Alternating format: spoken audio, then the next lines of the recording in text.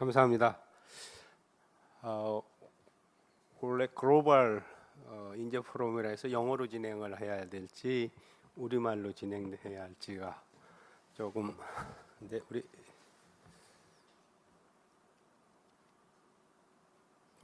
영어로 준비하시나요?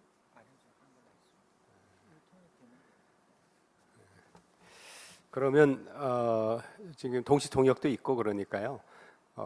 이 인트로덕션만 제가 영어로 간단히 외국인이 앉아 계시니까 하고 발표는 아마 우리말로 하시는 것 같습니다. 그래서 인트로덕션만 짧게 제가 영어로 진행하도록 하겠습니다. Good morning, ladies and gentlemen. I am Tae-Jin Kang, your moderator for this session on engineering education in the age of global society. I believe we are all here because we agree on the fact that engineering education is a vital issue for our future. I welcome all of you here today, especially our speakers, Chairman Cheolju Hwang of Jusong Engineering and Vice President Sung-jo Kim from the Accreditation Board for Engineering Education Korea. And discussants, President Yonggun Kim, Korea Institute for Advancement of Technology, and Director Sung-jin Song, Center for Innovative Engineering Education at Sungkyunkwan University. Science and technology is the primary engine for the economic growth and provides the key to unlocking any country's potential. It is engineering that realizes creativity, which is the essence of the knowledge economy society of the 21st century. Therefore, engineering education in the 21st century requires innovation not only in the contents of engineering curricula, but also in teaching methods and extra programs that emphasize the creative aspects of engineering to excite and motivate our students. In this session, we will discuss on creative engineering education methods that meet global standards and possible innovation in the field of engineering education. This morning, we will seek the direction of engineering education in the age of global society. Your input are valuable because all of you in this audience here are in the position to make a difference of this society. So, welcome once again, and thank you for your participation. Thank you.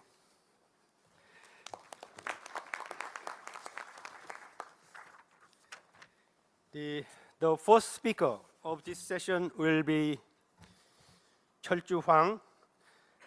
He got a BS degree in electrical and computer engineering in Ina University. He is also currently the chairman of the Korea Entrepreneurship Foundation. Also, he is the member of the National Intellectual Property Commission. He got lots of awards. One of them is the Silver Tower Industrial Award. He thinks he's most proud of it. He's now the chairman and the CEO of Jusong Engineering. Ladies and gentlemen, please welcome Mr. Cheolju Hwang.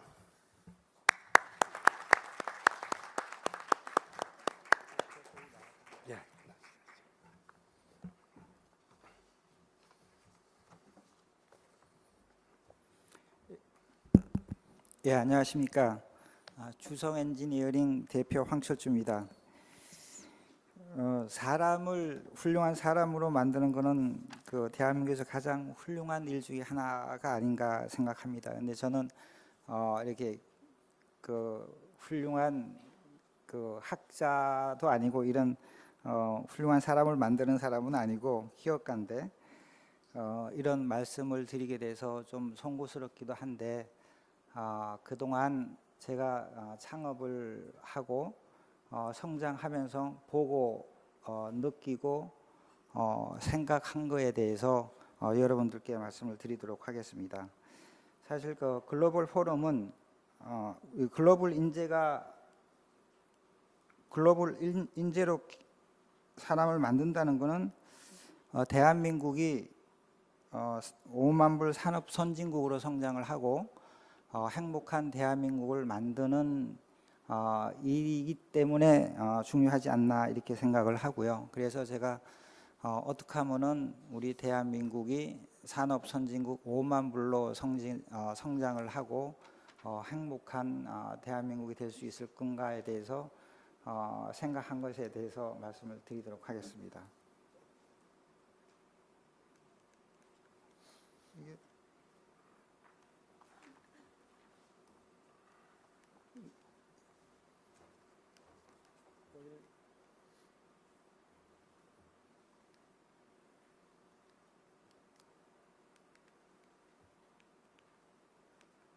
이걸 어떻게 돌리는지 모르겠네.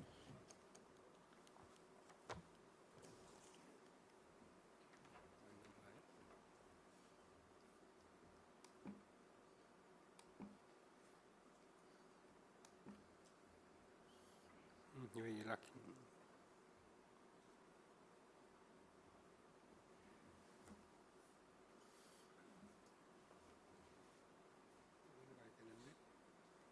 이거 왜 락이 돼 있죠? 그거야. 네. 엉뚱을 가지고 있구나.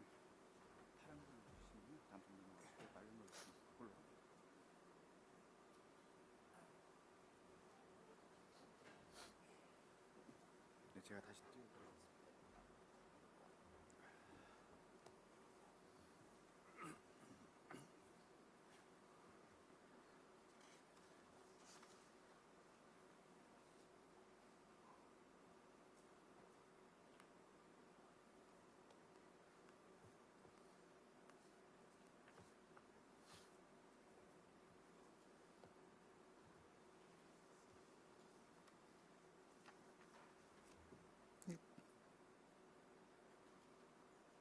이 순서가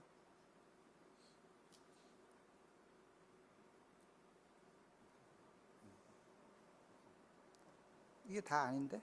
이 자료가 좀 네, 저희가 받은 자료입니다.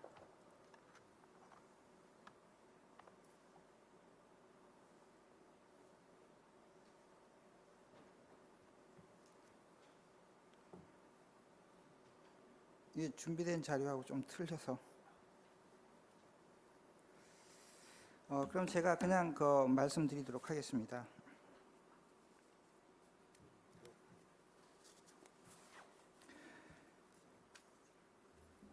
그 제가 오늘 그 말씀드리려고 하는 거는 현재 우리 대한민국의 위치가 어디에 있는가에 대해서 말씀을 드리고, 그 다음에 우리 대한민국이 이제까지 성장했던 대한민국의 성장 동력이 뭐고 앞으로 대한민국이 성장할 수 있는 성장 동력이 뭔가, 우리 대한민국이 5만 불 산업 선진국으로 성장하기 위해서 우리가 어떤 일을 해야 되는가에 대해서 말씀드리도록 하겠습니다. 예, 이게 맞는 것 같습니다.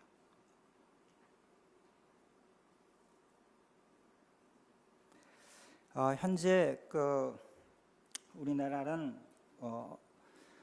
경제 개발 계획 시행한 후 45년 만에 국민소득 2만 불을 달성한 한국의 한강의 기적을 만들었다고 평가받는 나라가 우리 현재 대한민국이 아닌가 이렇게 생각을 합니다. 그리고 두 번째는 그 19번째 세계 기능 올림픽을 개최했는데 그 중에 17번을 1등을 한 그런 나라가 대한민국이다. 이거는 19번 중에서 17번을 기능 올림픽 대회에서 우승을 했다라고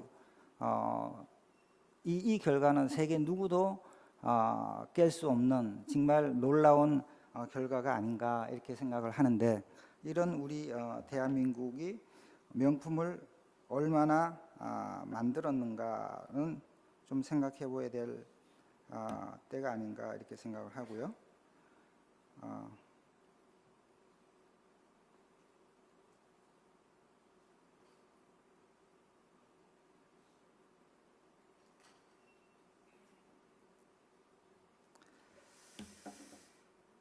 그리고 이제 그런 우리나라의 노동 생산성이 그리고 우리나라가 OECD 국가 중에서 대학 진학률이 가장 높은 나라, 대학 진학률이 82%가 되는 이런 나라다. 근데 이런 우리의 국민들이 우리 그 학생들이나 우리 대한민국의 사람들이 세계적인 경쟁력을 어느 정도 갖고 있는가에 대해서 고민을 해봐야 될 때가 아닌가 생각을 하고요. 또 이런 19번 세계 기능 올림픽 대회에서 17번이나 세계 1등을 한 그런 나라, OECD 국가 중에서 대학 진학률이 가장 높은 대한민국의 국민이 국민의 노동 생산성이 미국에 비해서 40%밖에 안 된다. 근데 이게 왜 그럴까에 대해서 고민을 좀 해야 되지 않나 이렇게 생각을 하고요. 이런 우리 대한민국이 2만 불까지 성장을 했습니다. 이 대한민국이 2만 불까지 성장할 동안에 대한민국의 성장 엔진이 뭐였나, 성장 동력이 뭐였는가라고 생각을 해본다 그러면은 우리나라에 2만 불까지 성장할 수 있었던 성장 동력이 뭔가, IT, 선박, 그 자동차, 반도체, LCD 이게 우리나라의 성장 동력이었나라고 봤을 때 저는 이거보다 더 중요한 게 사람이다라고 생각합니다. 이 사람이 어떤 사람이었냐, 2만 불까지 성장했던 대한민국의 국민소득을 2만 불까지 성장시켰던 우리 대한민국의 사람은 어떤 사람이었냐라고 본다 그러면 쫓아가는 사람이었다. 정말 일을 OECD 국가 중에서 가장 일을 많이 하는 사람, 열심히 쫓아가는 사람, 이런 사람이 이제까지 우리 대한민국의 사람이 아니었나 이렇게 생각해요. 다른 사람이 한 거를 빨리 쫓아해서 좀 더 좋고 좀 더 싸게 만들었던 그런 사람들이 대한민국을 국민소득 2만 불로 만들었다. 그러면 앞으로 우리 대한민국이 국민소득 5만 불을 만드는데 성장 동력은 뭐냐라고 봤을 때 바이오냐, 금융이냐, 관광이냐 이런 걸 봤을 때 저는 또 이것도 아니다. 그럼 뭐냐? 저는 또 사람이다라고 생각을 해요. 이 사람은 어떤 사람이냐라고 봤을 때는 앞서가는 사람이다. 이 앞서가는 사람들이 어떤 일을 해야 되냐라고 했을 때는 창조, 혁신, 이렇게 명품을 만드는 그런 사람이어야 된다라고 생각을 합니다.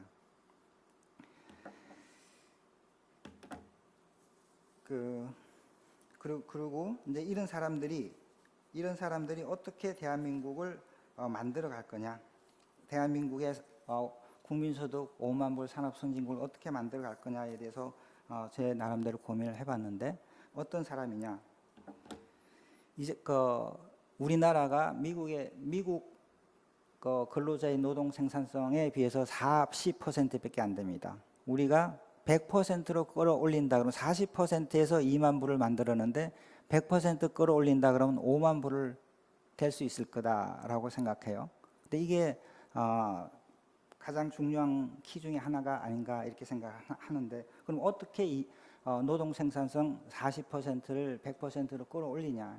세계에서 가장 머리가 좋고 재능이 뛰어나고 열정적이고 일을 많이 하는 우리 대한민국 근로자의 노동 생산성이 왜 40%밖에 안 되느냐라고 봤을 때, 그동안 우리는 일이 뭐고 취미가 뭐고 궁금한 게 뭔가를 구분하지 않았다라고 생각해요. 그리고 또 창조와 노동이 뭔가를 생각해 보지 않았지 않았나 이렇게 생각합니다. 그래서 우리가 대학을 졸업하고 사회에 나가고 선생님한테 선배한테 부모님한테 제가 사회에 나가서 어떤 일을 하면은 성공하겠습니까? 다른 사람보다 더 잘 살겠습니까? 라고 물어봤을 때 대부분 우리는 하고 싶은 일을 해라, 하고 싶은 일 한다라고 생각을 했어요. 근데 저는 하고 싶은 일을 하는 것은 취미 활동이지 일이 아니다라고 생각합니다. 우리가 회사에서 일하는데 또 학교에서나 연구기관에서 연구하는데 하고 싶은 걸 하는 것은 취미 집단에서 하는 일이지 해야 될 일은 아니다, 성공하는 길은 아니다라고 생각해요. 그래서 그동안 우리 대한민국의 많은 사람들이 해야 되는 일은 나중에 하고 궁금한 것, 하고 싶은 것을 먼저 하고 해야 되는 것은 나중에 했기 때문에 우리 노동 생산성이 그만큼 나빠지지 않았나 이렇게 생각을 합니다. 그럼 우리가 저는 그 일과 취미는 제가 말씀드렸는데 창조와 노동은 차이가 뭐냐? 저는 이렇게 제가 제 경험상으로 창조하는 일은 하면 할수록 즐겁고 보람이 있는데 노동은 하면 할수록 힘들고 피곤하다. 우리가 세상을 살아가면서 회사에서 일하고 연구실에서 연구할 때 하룻밤을 새고 이틀밤을 새고 그러면 피곤함을 느낀다. 이거는 저는 노동이라고 생각해요. 근데 하룻밤을 새고 이틀밤을 새고 일주일을 밤을 새고 연구하고 일을 하더라도 피곤하지 않고 즐겁고 만족감을 느낀다라고 봤을 때 이거는 창조하는 일이 아닌가 이렇게 생각합니다. 그래서 우리는 앞으로 이런 노동의 피곤함 그것에 몰두하지 말고 창조적인 행복을 느끼는 그런 일을 해야 되겠다라고 생각합니다. 그래야지 우리 노동 생산성이 미국 이상 올라가지 않나 이렇게 생각하고요. 그동안 또 우리가 이제까지 50년 동안 산업 혁명이 일어난 50년 동안 어떻게 살아왔냐라고 봤을 때 대한민국은 보스와 리더의 구분이 없었다. 보스가 뭐고 두목과 지도자의 구분을 하지 않았다. 그리고 상인이 뭐고 경영인이 뭐고 기업가가 뭔가에 대해서 구분하지 않았다라고 생각해요. 저는 이제는 사실 이제까지의 우리나라를 이만큼 끌어올린 사람들은 보스였다라고 생각합니다. 앞으로 우리나라가 산업 선진국으로 되기 위해서는 리더가 이끌어 가야 된다라고 생각합니다. 그러면 리더는 어떤 사람이냐? 저는 리더는 부모님 같은 사람이다라고 생각합니다. 저는 일반 사람들이 대부분 다 위에서 혁신해라, 창조해라 이런 얘기를 해요. 저는 개성과 제안은 바텀업이고 창조와 혁신, 명품을 만드는 일은 탑다운이다 생각합니다. 저는 세계에서 가장 경제적인 집단이 가정이라고 생각해요. 가정 우리 거고 우리 부모고 우리가 같이 살아가는 그 공간인데도 불구하고 엄마가 딸한테 집을 좀 치워라, 엄마가 딸한테 설거지를 좀 해라 했을 때 그 딸이 엄마가 원하는 만큼 집안을 치우냐, 그 딸이 엄마가 원하는 만큼 설거지를 깨끗하게 하느냐, 그런 딸이 거의 없을 거라고 생각해요. 가정에조차도 이런데 우리 사회에서 CEO가 임원이 우리 연구원이나 근로자들한테 해라라고 했을 때 사회가 원하는 명품을 만드는 일을 했을 거냐? 그거는 저는 불가능하다라고 생각해요. 결국은 저는 리더는 다른 사람이 생각하지 않는 1%를 생각하는 사람, 다른 사람이 못한다는 걸 하게끔 만드는 사람, 마지막 1%를 확인하고 정리하는 사람이 리더가 아닌가, 이런 사람이 창조하고 명품을 만드는 사람이 아닌가 이렇게 생각을 합니다. 그리고 이제 다음에는 그 우리나라 공학 교육이 이제 어떤 식으로 해왔고 앞으로 어떻게 할 거냐에 대해서 제 관점에서 봤는데, 이제까지 공학은 그냥 찰나적인 이익을 창출하는 수단이 우리나라의 공학이 아니었나 생각을 해요. 다른 사람이 하는 거를 하고, 이거를 내가 이 기술을 가지고 돈을 벌고 월급을 받기 위해서 필요한 게 공학이 아니었나. 이런 철학이 이만부를 만들었다고 생각해요. 그래서 우리는 항상 바빴고 다른 사람보다 일을 많이 했고 쫓아가는 상황이었다. 그래서 앞으로는 이게 저는 그 바텀업이었다. 우리나라 근로자가 정말 세계 최고의, 우리나라 국민의 능력이 세계 1등이고 누구도 쫓아오지 못할 그런 훌륭한 재능을 갖고 있는 우리나라 국민들이 해왔던 게, 의식이 쫓아가는 거에 올빵을 했다. 대부분 대학이나 기업이나 연구소에서 R&D 한다고 했을 때 그 R&D가 뭐였냐.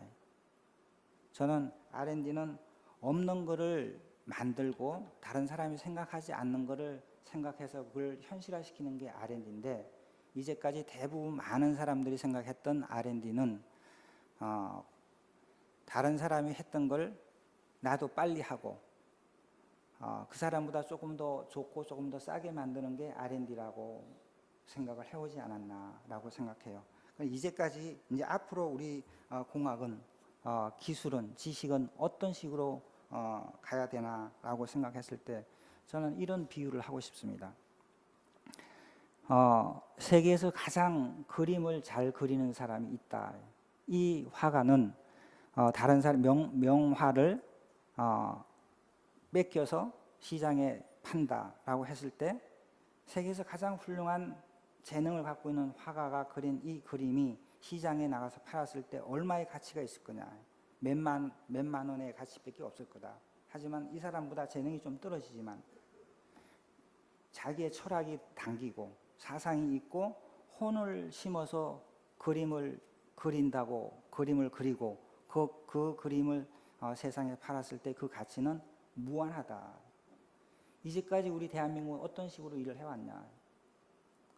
재능은 뛰어난데, 기술은 뛰어난데 다른 사람이 했던 걸, 다른 사람이 그린 그림을 다시 그려서 시장에 내다 팠던 그런 대한민국 사람들이 그런 화가가 아니었나, 그런 엔지니어가 아니었나라고 생각해요. 저는 이제 앞으로는 우리 그 공학 교육은 실력이 좀 부족하더라도 창조하고 철학이 당구고 세상의 미래를 바꾸고 사람을 편리하게 만드는 그런 제품, 세상을 행복하게 만드는 그런 제품, 미래 산업을 바꾸는, 문화를 바꾸는 그런 제품을 만드는 그런 공학이어야 된다라고 생각해요. 우리가 모든 사람들이 다 알겠지만 스티브 잡스나 빌 게이츠나 마크 주커버가 21살 때 창업을 하고 세계적인 기업으로 성장을 시켰습니다. 21살 때 그 사람이 갖고 있는 기술이 어느 정도였냐, 21살 때 그 사람이 갖고 있는 지식이 어느 정도였냐. 저는 그 지식이 세계 1등을 만든다고 생각하지 않거든요. 저는 정말 그 우리가 중요한 거는 의식이라고 생각합니다. 1등 지식, 1등 기술이 1등 제품을 만드는 게 아니고 1등 의식이 1등 제품을 만든다. 이게 명품을 만든다. 앞으로 우리 공학은 그런 공학이어야 되지 않나 이렇게 생각을 하고요. 그다음에 제가 다음에는 우리 그 세계화, 어떻게 그 우리 사람들이 세계화 시키냐.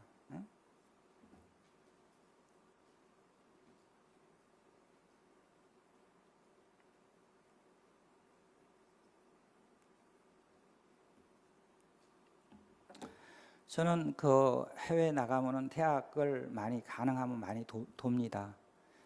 저는 스탠포드나 MIT나 미국 대학을 가면요, 미국에는 스탠포드가 있고 MIT가 있지만 스탠포드나 MIT 안에는 3개가 있더라.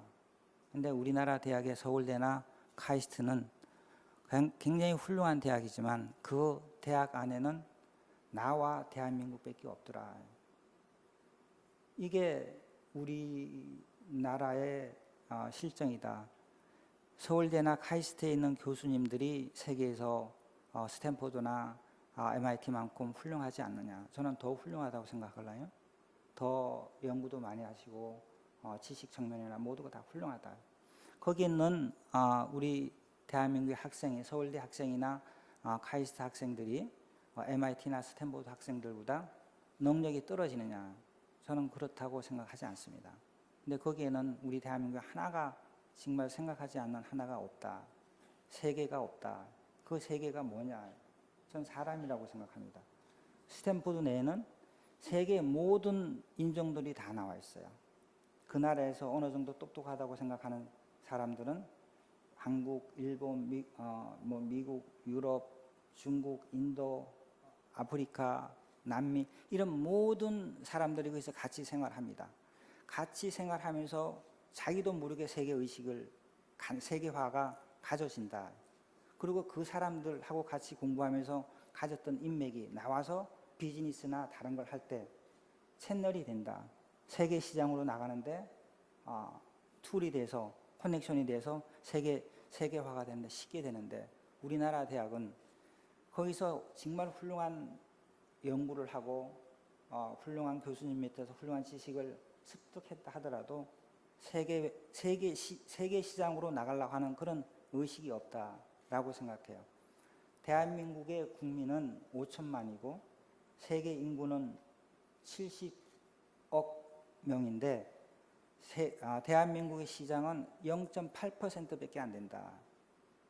대한민국 시장이 세계 시장이 0.8%밖에 안 되는데 우리는 어떻게 이래왔나 라고 봤을 때요. 그냥 거기서 0.8% 내에서 치열하게 경쟁을 해왔다. 근데 이런 경쟁에서 동반 성장이 있을 수 있고 상생이 있을 수 있을 거냐? 저는 없다고 생각해요.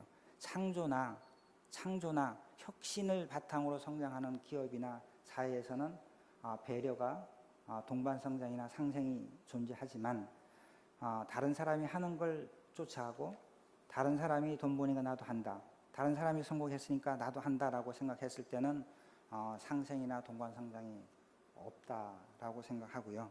그래서 저는 우리 대한민국이 가장 시급한 것 중에 하나가 우리 젊은 사람들의 환경을 만들어줘야 되지 않나. 누구도 모르게 스스로 세계화 의식을 갖고 있는 그런 환경이 더 중요하다. 세계적으로 훌륭한 교수님을 모셔오는 것도 중요하지만 세계적인 친구를 옆에 있는 것도 더 중요하다. 아직 대한민국이 부족한 게 저는 그거라고 생각합니다. 그래서 그런 일에 우리가 좀 더 관심을 가져야 되지 않나 이렇게 생각하고요. 그리고 저는 우리나라 공학 교육이 어떻게 하면 성공할 수 있느냐라고 봤을 때 훌륭한 선생님, 훌륭한 멘토냐 저는 아니다라고 생각합니다. 정말 우리 젊은 사람들한테 필요한 거는 기회고 희망이다라고 생각합니다. 희망이 없고 기회가 제공되지 않는다 그러면 우리 젊은 사람들이 공학을 공부하지 않을 거고 또 다른 지식인으로 성장하려고 하는 생각이 없을 거다. 그럼 이런 희망과 기회는 어떻게 만들어질 거냐라고 봤을 때 저는 이제까지 우리 기득권층이 갖고 있는 그 기득권의 양보를 통해서 기회가 만들어지고 희망이 만들어지지 않나 이렇게 생각을 합니다. 새로운 산업이 만들어질 때 거기에 기회가 있고요. 근데 새로운 산업은 누구도 예측하지 못하는 어느 순간에 나타납니다. 이걸 기다리고 있기는 참 힘들고 그렇지 않을 때의 기대나 희망은 기득권층이 갖고 있는 기득권의 양보 그래야지만 우리 젊은 사람들이 희망이 있고 거기에 기회가 있지 않나 이렇게 생각을 하고요. 그런 기회를 만드는 사회적인 의식, 환경 이런 게 무엇보다 다 중요하다라고 생각하고 지금 그런 캠페인이나 그런 의식이 대한민국에서 굉장히 확산되고 있다라고 생각합니다. 그리고 제가 여러분들한테 하나 말씀드릴 수 있는 것은 우리나라가 지금 IT가 세계 최강이라고 얘기하고 있습니다. 얘기하고 있는데 어떻게 해서 대한민국이 IT 강국이 됐냐? 이 얘기를 하기 전에 우리 일본 IT가 왜 무너졌냐를 알고 있는 사람이 별로 없는 것 같아요. 우리가 일본의 IT를 쫓아가려고 TV, 에어컨, 냉장고, 워크맨 이런 걸 엄청나게 많이 투자도 하고 연구도 했습니다. 근데 그거 다 놓쳤죠. 근데 어느 날 일본의 IT를 무너뜨렸습니다. 그게 뭐냐? MP3예요. 여러분들 그거 잘 모르겠지만 일본이 세계적인 IT 강국으로 성장할 수 있었던 첫 번째 이유가 워크맨입니다. 워크맨은 세계 젊은 층, 중류층 이상의 사람들이 가장 갖고 싶어하는 기호품 첫 번째였고, 소니의 워크맨이 좋아서 소니의 TV, 냉장고, 에어컨 이걸 다 샀어요. 일본 제품이 세계를 휩쓸었습니다. 근데 이 워크맨이 대한민국 벤처인이 만들어서 이 워크맨 때문에 이 MP3 때문에 워크맨의 시장을 죽였어요. 이때가 일본의 IT가 무너지는 시작이었다. 이게 공학의 한 힘이다. 우리나라 5천년 산업 역사 중에서 사실 이거보다도 더 크게 중요한 일을 한 때가 없었다라고 저는 개인적으로 생각합니다. 두 번째가 뭐냐? 핸드폰입니다. 우리나라 IMF 때 대기업에서 핸드폰을 만들고 있다가 IMF 오니까 그걸 포기했어요. 경쟁력이 안 돼서. 그때 대기업에서 연구했던 인력들이 테헤란로에 나와서 밤새서 연구 개발했습니다. 그래서 한국의 핸드폰의 경쟁력이 일본을 제치고 불과 2년도 안 돼서 일본을 제치고 모토로라하고 경쟁을 했습니다. 그래서 그때 벤처의 붐이 엄청나게 컸죠. 근데 이 벤처인들이 어느 정도 무너지고 그 인프라나 기술이 삼성의 애니콜과 LG의 사이온으로 바뀌었습니다. 이 삼성의 애니콜이 세계로 나갔고 LG의 사이온이 세계로 나갔어요. 워크맨은 하루에 4시간 정도 젊은 몇몇층이 사용했지만 핸드폰은 남녀노소를 막론하고 하루에 12시간씩 사용했다. 삼성의 애니콜이 좋다. 삼성 TV, 냉장, 에어컨이 다 좋았습니다. LG의 사이온이 좋았다. LG의 냉장고, TV, 세탁기 모두가 좋았어요. 이게 대한민국의 IT가 성장하게 된 기회였다. 이게 누가 만들었냐? 벤처다. 이 공학이다. 대한민국 여러분들이 삼성의 대기업에서 연구했을 때는 연구원으로서 일했지만 그 사람들이 벤처 CEO로서 나와 있어 CEO로서 일했을 때는 창조하고 명품을 만들 수 있지만 연구원으로 일할 때는 좋은 제품을 만들 수 있지만 창조 명품 만들기는 굉장히 힘들다. 이게 대한민국의 IT 강국으로 가는 성장 동력 중에 키였다. 이게 창조고 창업이고 창조다. 이게 누가 했냐면은 기득권층에서 한 게 아니라 힘없는 젊은 사람 벤처 붐이 있어서 창조가 있어서 이렇게 됐다. 그 이후로 한 10년 동안 벤처 창업이 거의 없었고 이제 창업하게 되는데 과거에 10년 전에 벤처의 붐이 현재 대한민국 IT 강국을 만들었다. 앞으로 10년 후에 대한민국의 차세대 성장 동력이 뭐가 있냐라고 했을 때 저는 캐슈마크다. 그게 뭐냐? 여러분들의 희망이고 기회 제공이다. 창조고 창업이다 라고 생각해요. 이게 공업 교육의 기본이 되어야 된다. 이제까지는 우리가 알고 있는 지식은 그냥 돈 벌기 위한 수단이었지만 돈 벌기 위한 수단 갖고는 세계적인 기업으로 절대 성장하지 못한다. 상대방을 배려하는, 고객을 배려하는 제품, 사람을 행복하게 만드는 제품, 새로운 문화를 만드는 제품을 만들 때 세계적인 기업으로 성장할 수 있다라고 생각합니다. 이거는 많이 배운 사람이여야만 하는 게 아니고 좀 덜 배운 사람도 가능하다. 이게 글로벌 의식이면 된다라고 생각을 합니다. 그래서 오늘 제가 여러분들의 희망이 지금이 서울대, 공대 커트라인이 가장 지방대 가장 나쁜 의대 커트라인보다 더 나쁘다라는 얘기가 들리더라고요. 이게 얼마나 우리가 어리석은 삶을 살아가고 있느냐. 우리가 젊은 사람들이 가장 중요한 시대가 언제냐.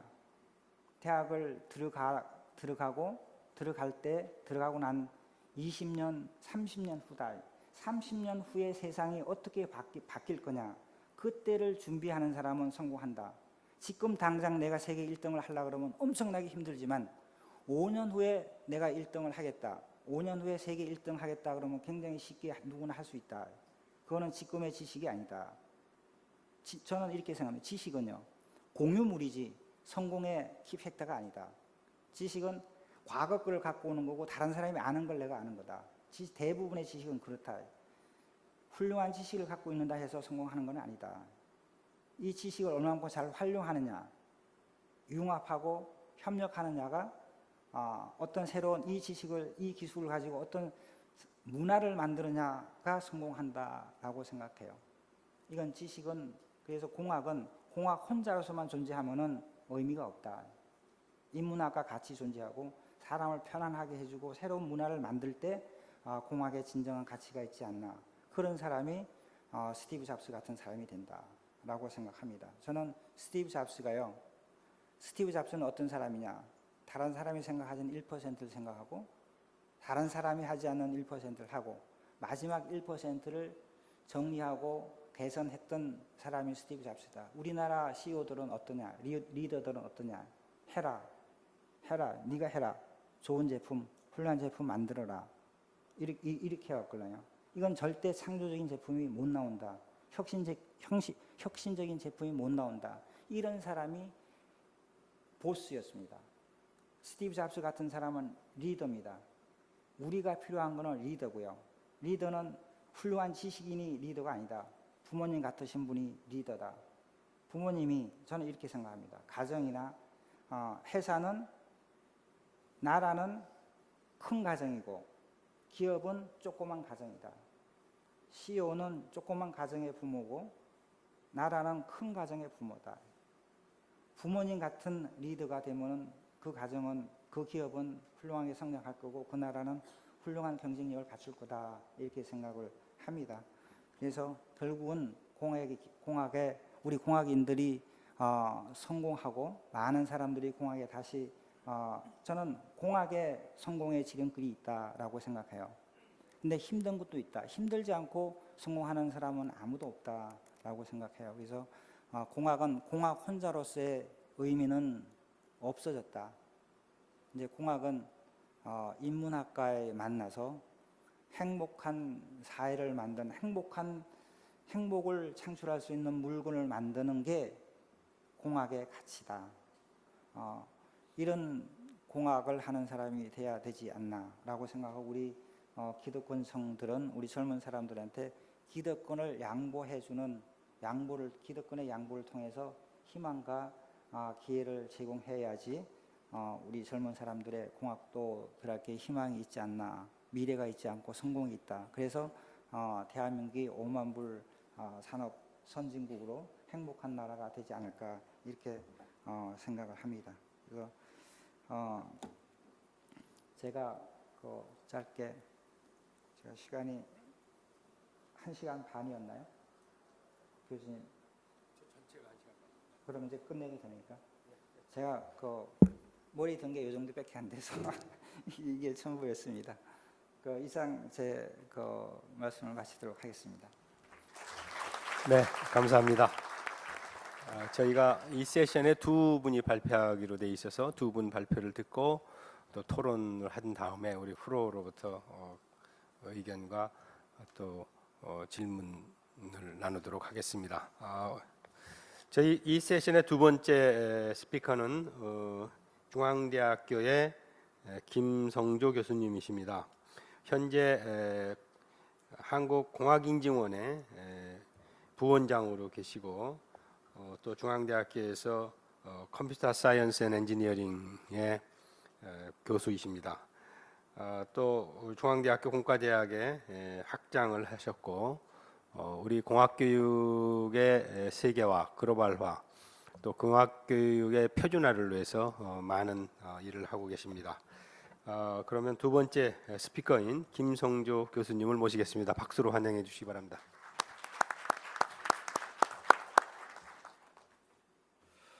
네, 강태진 학장님 고맙습니다.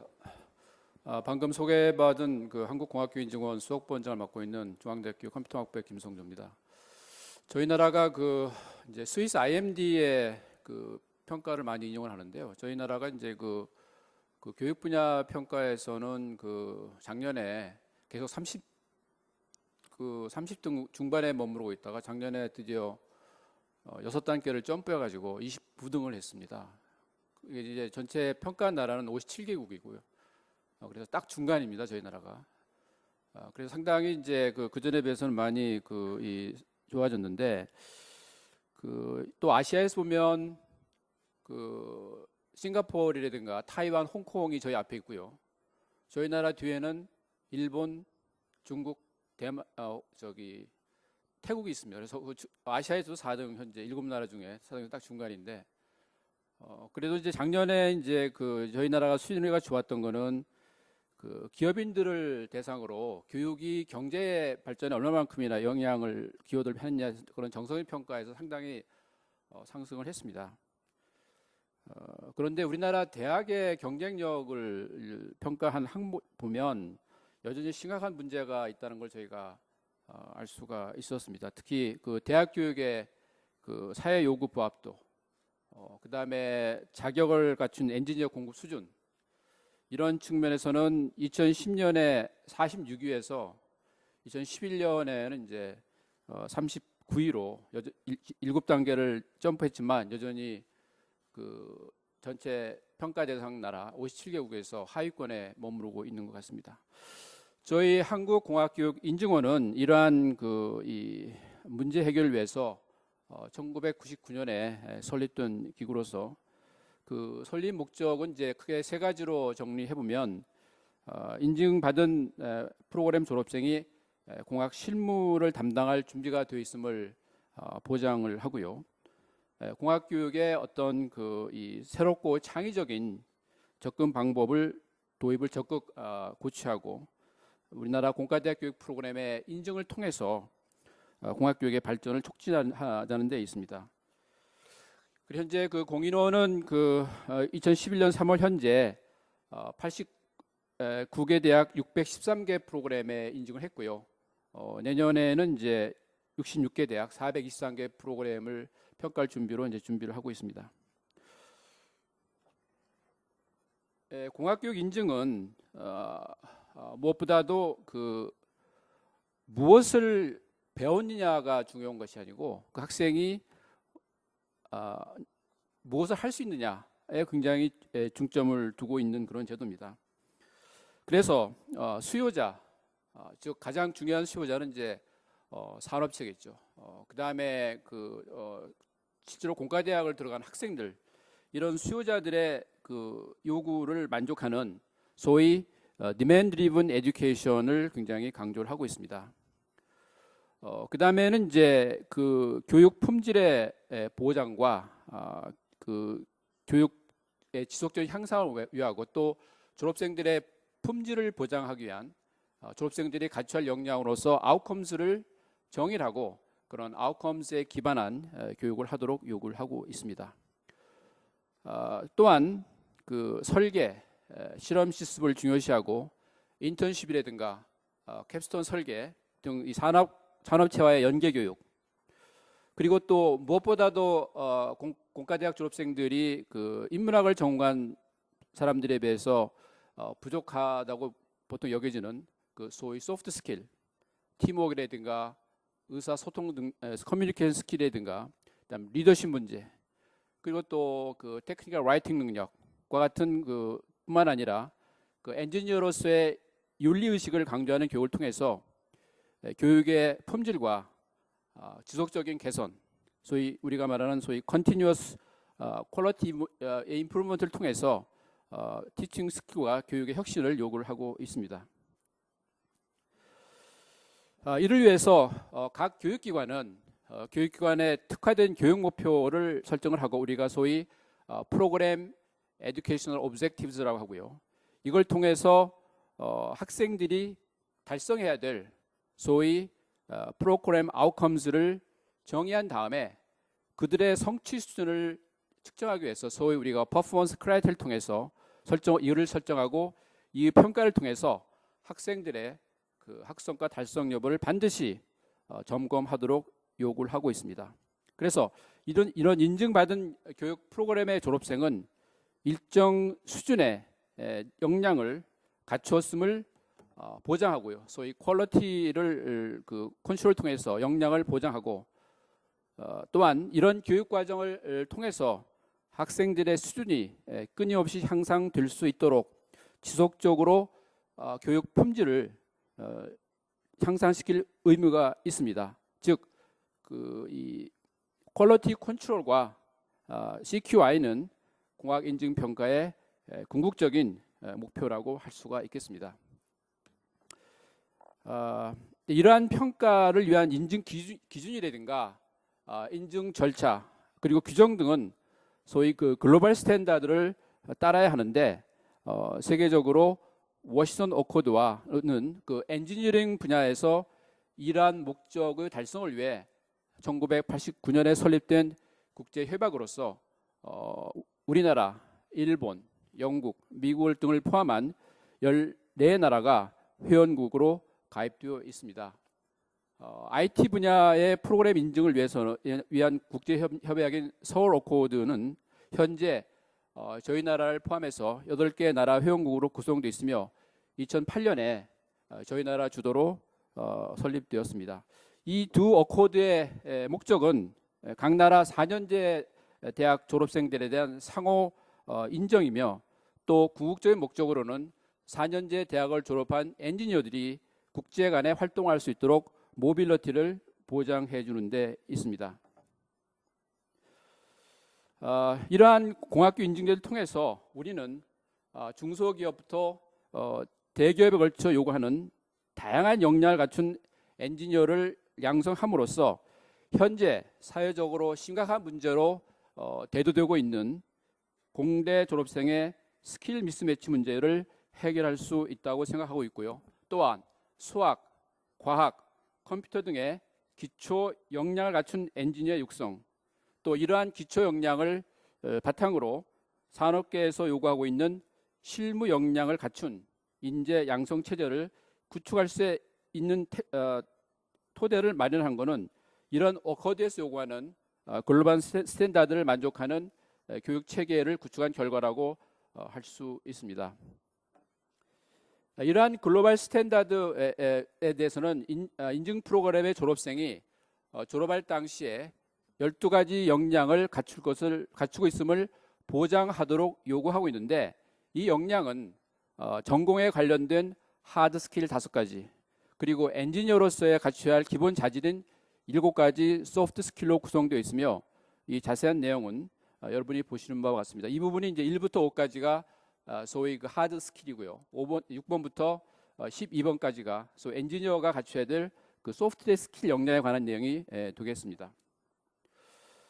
2009년에 그 한국정보통신산업진흥원에서 조사한 바에 의하면 기업에서의 산업 신입사원 선발 시 중요시하는 기준은 소위 실무 경험, 보유 기술, 태도 및 성격, 프로젝트 수행 능력, 보유 자격증, 그리고 맨 마지막으로 학력 순이었습니다.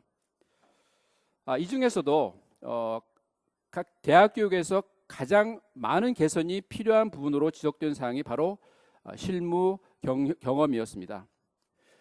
그래서 이러한 그 우리 대학 교육, 좁게는 공학 교육의 문제점을 요약하면 첫째는 현재 대학 교육의 가장 심각한 문제로 지적되고 있는 스킬 미스매치 문제 해결을 위해서는 각 대학들이 자기 자신만의 특화된 교육 과정을 제시하지 못하고 있다는 점입니다. 그 두 번째 문제는 아까 황철 소장님도 언급하셨지만 그 이공계 기피 현상이 만연되고 있다는 점이고요. 그다음에 세 번째는 공과대학에 들어왔더라도 소위 스펙 관리를 위해서 어려운 전공이라든가 기초과학, 수학은 가능한 수강을 기피하고 있다는 점. 그다음에 또 하나는 그 공과대학 교육을 담당하고 있는 교수의 업적 평가가 SCI 논문 중심으로 이루어지고 있다 보니 교수님들의 교육에 대한 열의가 높지 않다는 점이고요. 그 다음에는 이제 대학에서 가장 문제 중 하나가 저희 나라는 그 퀄리티 컨트롤이 되고 질 관리가 되고 있지 않다는 점이고요. 마지막으로는 그 무엇보다도 심각한 문제라고 할 수 있는 기업들이 대학 교육에 대한 무관심 내지는 무임승차라고 할 수가 있습니다. 이러한 그 공학교육의 문제 해결을 위해 저는 다음과 같이 세 가지의 개선 방안을 제시하고자 합니다.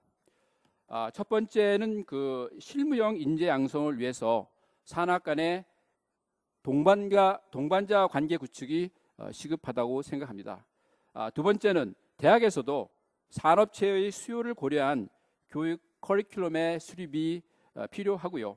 이렇게 수립이 되면 이를 통해서 전공 및 기초 역량을 갖춘 창의적 인재 양성이 가능할 것이고 또 글로벌 그 환경에서 활동할 수 있도록 영어 회화 능력이라든가 다문화에 대한 이해 등 세계 시장에서 경쟁할 수 있는 글로벌 인재 양성이 가능해질 것이며 인턴십 제도라든가 캡스톤 프로젝트 활성화를 통해서 산업체가 요구하는 그런 인재가 양성될 수 있다고 보며 마지막으로는 인증 제도의 적극적인 도입이 필요하다고 생각을 합니다. 자, 그러면 이러한 문제 해결을 위해서 이 공과대학 교육의 그 이해 당사자인 산업체, 정부 그리고 대학의 역할을 요약하면 다음과 같이 말씀드릴 수가 있겠습니다. 첫 번째, 산업체는 대학 교육의 최대 수요자인 동시에 수혜자로서 자신들의 인재에 대한 요구사항을 대학에 적극적으로 제시해야 된다고 생각합니다. 산업체는 또한 대학의 실험 실습 환경 지원과 학생들이 개발 프로젝트에 직접 참여할 수 있는 산학 공동과제를 추진하는 등 대학에 대한 직간접적 지원이 요구됩니다. 또한 산업체에서는 인턴을 선발해서 실질적으로 업무에 활용한다는 적극적인 자세가 필요하고 또 이들에게도 적절한 보수를 지원해서 동기부여를 해야 될 거라고 생각합니다. 마지막으로 산업체는 소위 커리어 디벨롭먼트 프로그램의 활성화 및 직무 분석을 통한 직무 수행 기준의 제시를 통해서 회사에서 필요한 인재를 상시 육성할 수 있는 체제를 구축해야 된다고 생각합니다.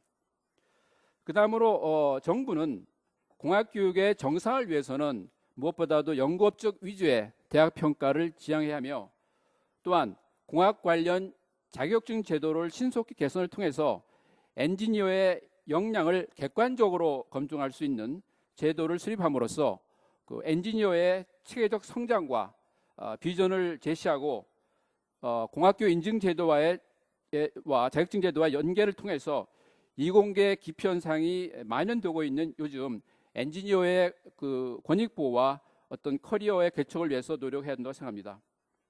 또한 공학교 인증 제도의 저변 확대를 위해서 캡스톤 디자인 과목의 운영을 위해서 장비라든가 엔지니어링 도구라든가 필요한 경비를 지원하고 또한 인턴십 프로그램을 개설하고자 하는 중소기업을 적극 지원하는 제도의 수립이 필요하며 마지막으로 청년 실업 문제하고 그 다음에 국가 경쟁력을 강화해서 아까 그 황 회장 말씀하셨지만 적극적인 그 이 엔트레니어십을 갖춘 벤처 사업가를 육성할 수 있는 그런 건전한 에코시스템의 구축이 필요하다고 생각합니다.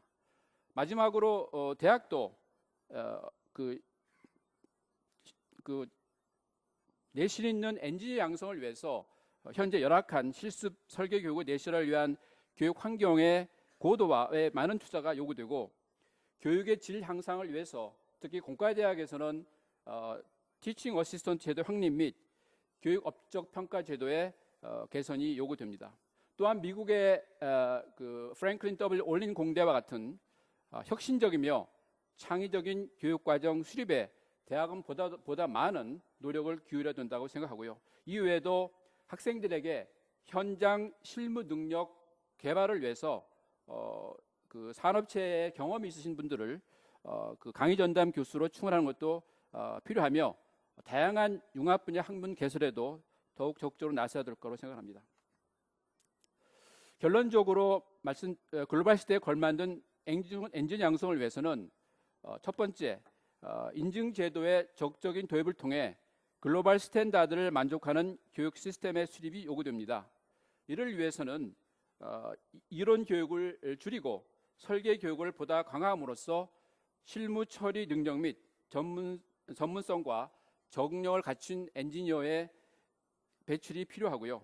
소프트 스킬 교육을 강화를 통해서 엔지니어의 경쟁력 강화도 중요하며 기초과학과 수학 교육의 강화를 통해서 엔지니어의 기초 역량을 배양하며 또한 대학은 대학별로 차별화된 교육 목표의 설정을 통해 사회에서 요구하는 다양한 인재 양성을 나서야 될 거라고 생각합니다.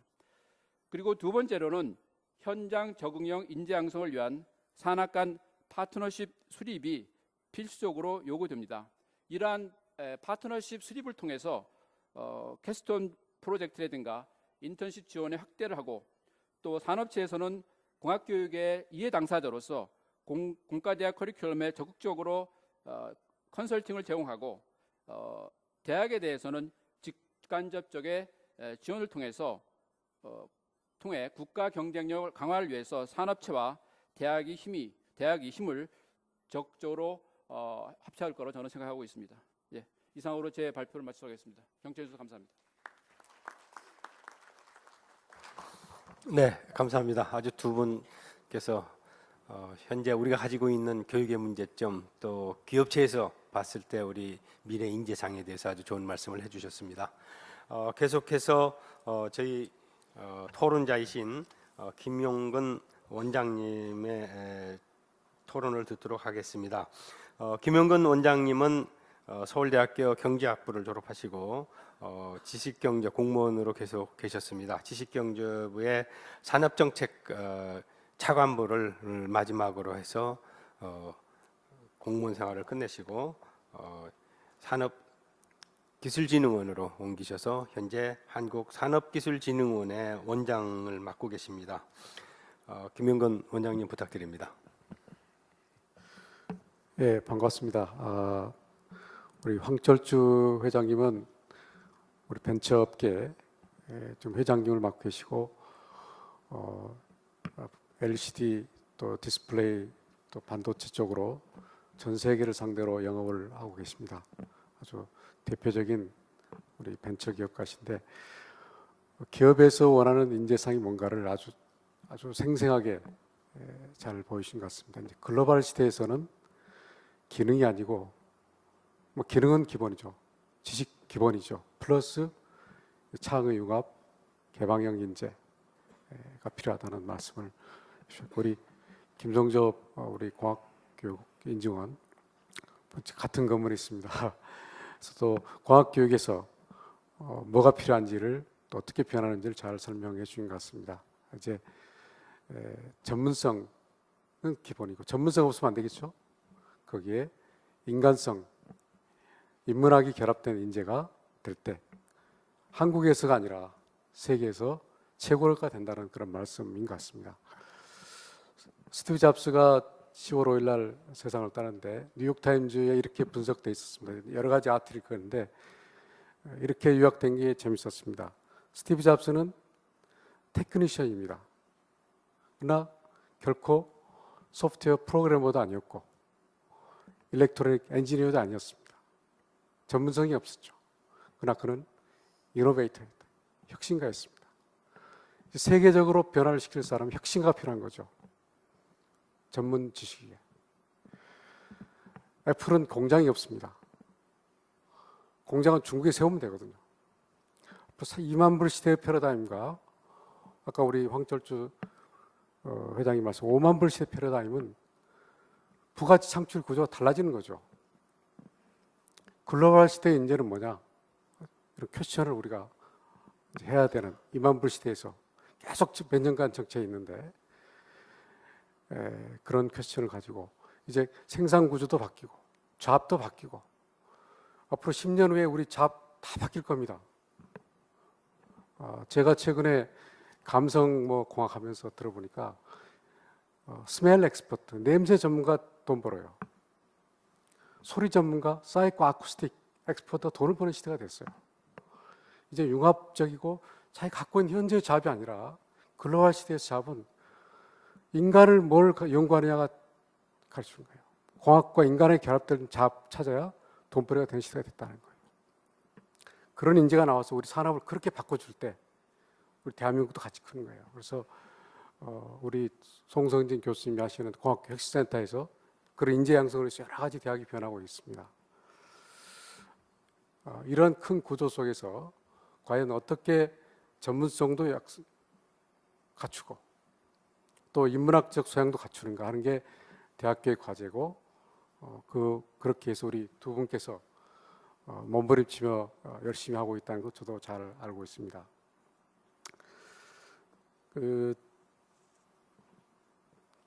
저는 이제 다른 말씀보다 우리 대학교에서 그래서 어떻게 하면 글로벌한 시각에서 인문학적 소양, 공대, 이 엔지니어링 소양도 부족합니다. 우리 학생들이 공부를 열심히 하지만 기업체에서 볼 때는 실무 경험이나 부족한 게 맞습니다. 그러나 그것도 하시고 어떻게 하면 인문학적 소양을 더 갖출 것인가에 대해서 저희 산업기술진흥원도 테크놀로지 is 아트라는 슬로건을 가지고 테크놀로지와 아트가 결합될 때 세계 최고를 만든다 라는 생각을 가지고 I am engineer and I am artist 이런 인재가 될 때만이 이제 될 수 있다는 각오로 생각으로 우리 같이 열심히 하고 있습니다. 그래서 좀 더 우리 교수님들이 먼저 벽을 타야 됩니다. 저는 교수님들이 벽을 안 터요. 우리 송 교수님 무지무지 고생하실 겁니다. 우리 황 교수님도 말씀하셨죠. 교수님들이 칸을 맡고 있는데 교수님 기득권을 주장하고 있는데 그래서 어떻게 하면 교수님들 틀 것인가 하는 큰 과제라고 보고요. 우리 학생들을 이왕이면 글로벌한 교육에 많이 노출시켰으면 좋겠다. 글로벌 활동. 대한민국에서 우리끼리 많은 생각, 그건 대한민국 생각이죠. 우리가 김연아 선수가 캐나다 가서 선수 되거든요. 대한민국 생각까지는 안 되더라는 거죠. 이제 우리 글로벌 잡을 찾아야 되는데 한국에서 글로벌, 세계에서 글로벌 잡 찾아 우리가 돈을 버는데 어떻게 하면 많이 노출시켜서 선진국 대학과 교류를 좀 많이 했습니다. 아직도 대학에서 하는데 주로 개도가 많이 해요. 아주 도와주는 거죠. 앞으로 어떤 돈 투자를 대학교 투자가 됐으면 좋겠다. 그 다음에 대학 총장님들이 좀 많이 바뀌었으면 좋겠다. 아직도 총장님들이 연구, 교육에 치중하고 있어요. 근데 앞으로 지업 창출은 산학협력에서 나오는 거거든요. 총장님들 많이 바뀌시라고 저희가 대학 평가의 도움, 산학협력을 강조하고 있는데 학생 여러분도 바뀌어야 되지만 총장님과 선생님들이 좀 바뀌어야 되겠다는 생각을 많이 합니다. 그래서 산학협력의 중요성을 가지고 산학협력센터장 이런 분들은 동문 중에 기업하신 분을 모셔야 돼요. 교수님 보지 갖고 안 됩니다. 생각이 달라야 되는 거예요. 패러다임을 바꿔줘야 되는 거예요. 아직도 교육 패러다임으로 산학협력 하려고 그러니까 안 되는 거예요. 그래서 대학의 가버넌스가 좀 바뀌었으면 좋겠다. 한편으로는 기업도 바뀌어야 됩니다. 아까 우리 황철주 회장님 잘 나왔을 때 리더가 돼야 되는데 리더, 보스가 아니라 아직도 우리나라의 삼성, LG, 현대, SK 보십시오. 항상 얘기하는데 그분들하고 재벌 총수하고 실리콘밸리의 주퍼거그나 이런 젊은 친구들하고 상대가 되겠습니까? 활동력, 창의력, 아직도 관료적이고 직원들을 숫자로 불려먹으려고 하는 그런 CEO 가지고는 젊은 사람들이 괴로워하는 거예요. 왜 젊은 사람들 갈 때 괴로워하느냐? CEO들도 문제라는 거죠. 그래서 제가 CEO분들한테 얘기할 때는 변하십시오. 학생들 안도하지 마시고 사장님 변하시면 학생이 옵니다. 요즘 젊은 사람 돈 보고 아니거든요. 가치 보고 재밌고 창조하는 데 가거든요. 기업 분위기를 바꾸십시오. 그럼 갑니다. 그래서 우리가 이 기업 구조도 바뀌어야 되겠다. 지금처럼 숫자 관리, 그냥 그 노동성, 향산성 이렇게 뽑아내는 시대가 아니라 인재를 키워주는 시대로 바뀌어야 되겠다는 생각으로 저 기업한테도 변하십시오. 또 기업체는 무조건 대학에서 교육시켜서 받으려만 해요. 인턴십도 잘 안 시킵니다. 그러지 마십시오. 인턴십 제공하십시오. 기업이 제공할 때 대학도 변합니다. 대학은 요새 열심히 변하려고 하는데 기업이 좀 변화를 더 해야 되겠다는 요구를 경제계 쪽에는 제가 하고 있습니다. 그래서 양쪽이 같이 변화되 그 변화의 목적은 우리 학생들이 공대생들이 이제 세계 어느 곳에 갔었든지 박수성 선수도 영국 가서 돈 벌어 오잖아요. 꼭 한국 기업에 가서 돈 버는 게 아니잖아요. 그런 데 가서 취직해 돈 벌어올 수 있는 인재가 돼야 되는 거 아니냐. 그러려면 구글에서 원하는 인재, 창의적이고 창의라는 것은 어떻게 나오냐? 자기 전문 바탕 위에 벽을 허물어 나오는 것. 아무 생각이 있을 때 생각이 스파크 되거든요.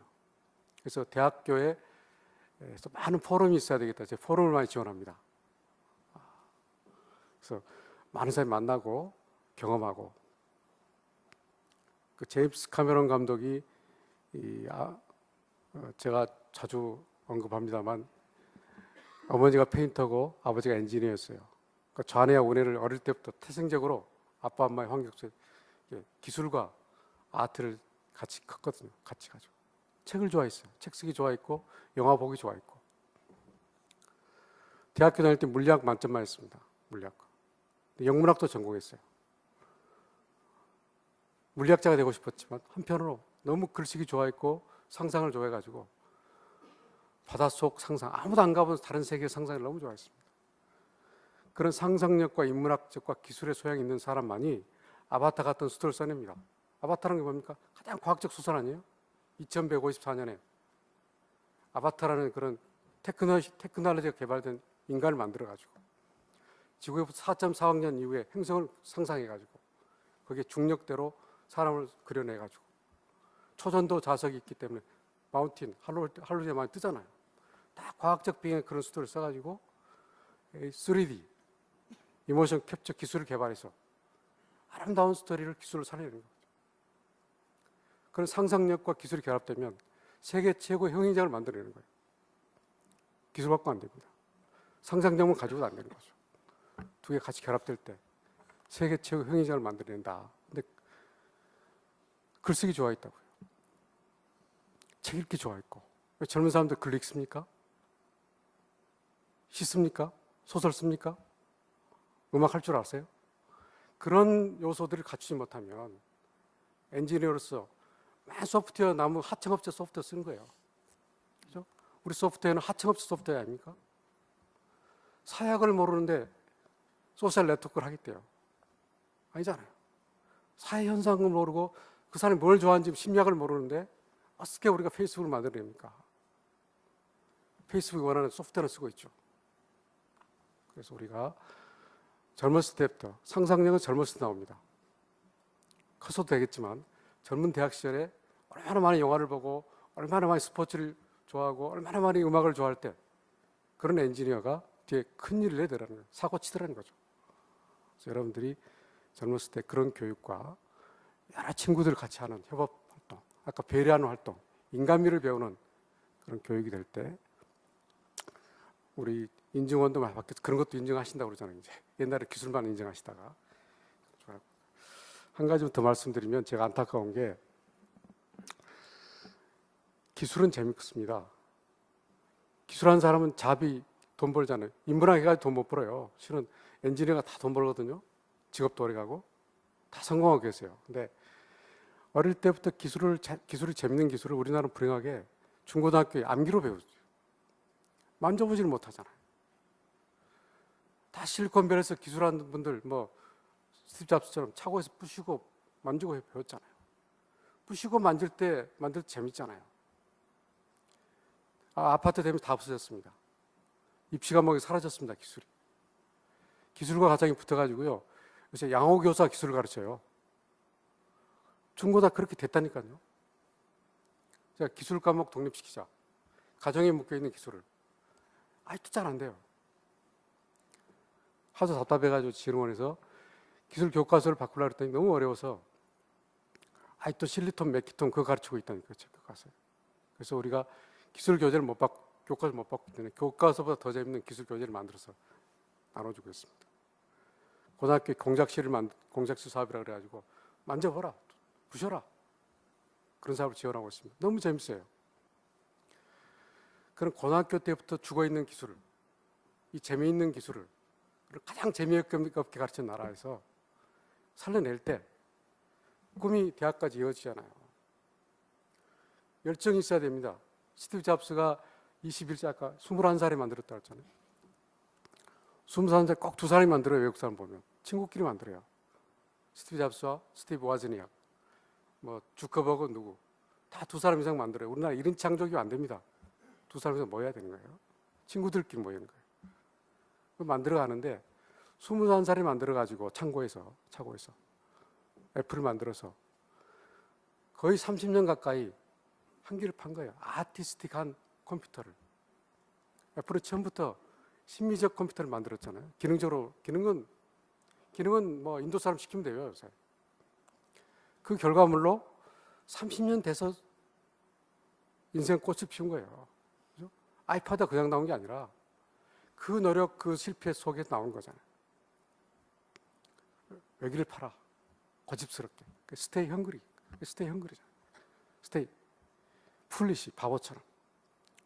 그래서 우리 공대생들이 그러한 열정과 인생을 거는 그런 모험, 사회적으로 받쳐줘야 되겠지만 그런 인재들을 만들어낼 때 공대를 엔지니어를 사랑하는 마음이 있어야 될 때 우리 미래 10년, 20년 후에 제가 다음 주에 저희 큰 포럼 합니다. 그때 얘기를 하려고 그래요. 그런 융합형 인재가 될 때 포스트 잡스는 우리나라에서 나오는 거죠. 그래서 그런 희망을 가지고 우리 황 회장님이 말씀하신 그런 인재를 양성하기 위해서 저희 진흥원도 마찬가지고 우리 송 교수님, 우리 김 교수님 다 열심히 하려고 노력하고 있습니다. 네, 감사합니다. 네, 감사합니다. 이어서 두 번째 토론자로 우리 송성진 교수님을 소개해드리겠습니다. 송성진 교수님은 아이오와 스테이트 대학에서 항공기계공학 분야로 박사를 하시고 현재는 성균관대학교 기계공학과의 교수님으로 계십니다. 현재 성균관 대학에 내에 있는 공학교육혁신센터 소장을 맡고 계십니다. 우리 송성진 교수님 부탁드립니다. 네, 여러분 안녕하십니까? 성균관대학교 송성진입니다. 사실 이 자리가 저한테는 그렇게 우호적인 자리는 아닌 것 같은 그런 느낌이 듭니다. 뭐 농담인데요. 다른 뭐 무슨 뜻이냐 그러면 공대 교수로서 우리 공학을 전공하는 학생들을 길러내는데 지금 현재 그 친구들이 갖고 있는 경쟁력이나 이런 것들이 사회가 원하는 만큼 못 됐으면 뭐 당연한 거죠. 뭐 교수가 책임져야 되는 거 아닙니까? 근데 이제 교수의 직을 가지고 있는 사람으로서 또 더군다나 공학교육혁신센터라고 하는 그런 그 센터의 센터장을 맡고 있는 사람의 입장으로서는 뭐 공학교육이 잘못되면 전부 다 제 책임인 것 같고요. 더군다나 오늘 이 자리는 황철주 회장님은 산업계 대표시고 그 다음에 우리 김성조 부원장님은 우리 이제 학교에서 인증을 받아야 되는 공인원의 대표시고 또 그다음에 우리 김영군 원장님께서는 저희가 하고 있는 그 공학교육 혁신했다 사업에 실제적으로 이제 재정적인 행정적인 지원을 해주시는 그런 주관 기관이시기 때문에, 그다음에 또 여러분들은 제 월급이 나오는 우리 학생들의 그 등록금을 내주시는 그런 분들도 많이 계실 거 아닙니까? 그러다 보니까 제가 조금은 책임을 많이 느끼고요. 그렇지만 어쩌면 제가 이 자리에서 좀 드려야 될 말씀이 약간, 그럼 도대체 뭐 주변에서들 그렇게 세상도 변하고 우리 공대의 경쟁력도 뒤떨어졌다고 그러는데 도대체 당신들은 뭘 하느냐? 뭐 그런 생각이 당연히 드실 거고요. 그것에 대해서 제가 좀 변명 아닌 변명을 하는 자리가 되지 않을까, 이런 생각이 좀 듭니다. 오늘 저기 그 황철주 회장님께서 쭉 그 우리나라 공대의 문제랄지 혹은 나아갈 방향이랄지 뭐 이런 말씀을 하시면서 모두의 노동 생산성을 높이려면은 해야 할 일을 해야 된다, 뭐 이런 말씀을 하셨어요. 그 말씀을 들으면서 그렇지, 저희도 사실 공대에서 학생들을 가르치는 교수 입장으로서는 우리가 해야 할 일을 해야 되는 거고, 더 넓게 봐서는 우리가 그 교육을 시킨 학생들이 나중에 평생을 엔지니어로서 살아갈 텐데 그 엔지니어들이 해야 할 일이 무엇인가 하는 것들을 생각하면서 공부도 하고 학교는 또 교육도 시켜야 되지 않는가. 해야 할 일, 그걸 영어로 말하면 미션이겠죠. 그러니까 21세기 글로벌 사회에서 이 공학도가 해야 될 그런 미션이 무엇이냐 하는 걸 이제 생각하는 게 아마 논의의 출발이 될 것 같습니다. 그런데 엔지니어는 과연 뭘 해야 되느냐? 그러면 그 미션은 어디서부터 오냐 그러면 사실은 사회적 요구로부터 오는 걸 거고요. 사회가 뭘 원하느냐, 엔지니어들이 뭘 해주기를 원하느냐, 그리고 그렇다면 우리가 맨 먼저 생각해야 될 건 우리가 살아가고 있는 사회가 어떤 사회냐, 이런 생각부터 해야 될 것 같습니다. 우리가 살아가는 사회는 뭐 오늘 이 글로벌 HR 포럼 자체가 이야기하는 것처럼 글로벌 사회인 게 확실하고요. 또 한 가지는 우리가 살아가고 있는 사회는 엔지니어인 저의 눈에 보기에는 지금까지 인류가 그동안 쭉 개발해놨던 기술적인 성과의 바탕 위에서 기술적인 성과들을 뭐 일상생활에서 활용하면서 살아가는 그런 사회가 된 것 같습니다. 그래서 전 이제 그런 사회를 기술이 일상에 녹아든 사회, 전 그렇게 이제 표현을 하고 싶은데요. 기술이 일상에 녹아든 사회. 지금 우리가 일상적으로 생활하는 그런 생활, 뭐 지금 이 자리에서 우리가 지금 저기 포럼을 하고 있는데 여기에 나오는 전기 조명, 이것도 사실 기술적 성과고요. 제가 여기 와서 토론자로 앉아 있는데 저한테 핸드폰이 와요. 핸드폰도 사실 기술적인 성과고, 저희 여기 올 때 자동차 타고 왔는데 자동차도 기술적인 성과고.